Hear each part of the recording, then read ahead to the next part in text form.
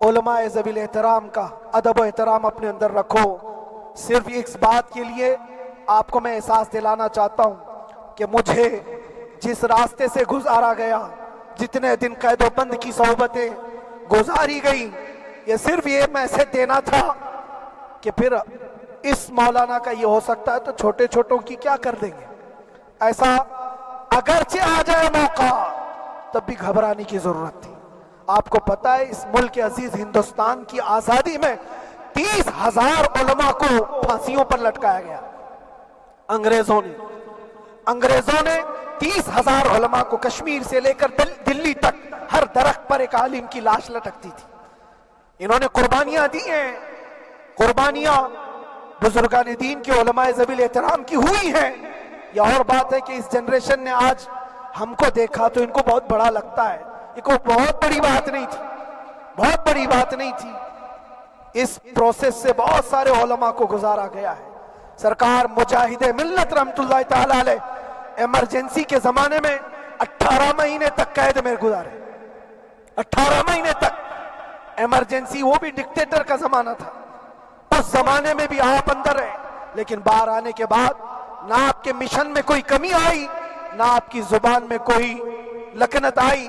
اللہ والے جو ہیں وہ اللہ کی رضا کی طرف اور رسول پاک کی رضا کی طرف ہوتے ہیں۔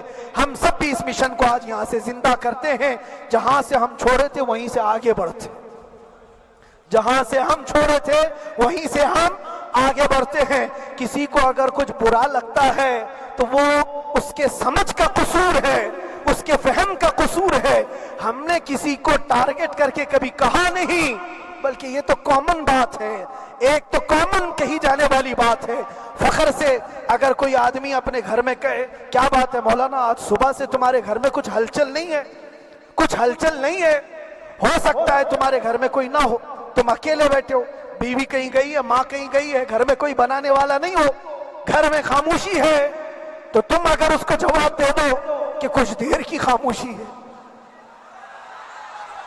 شام میں آ جائے گی،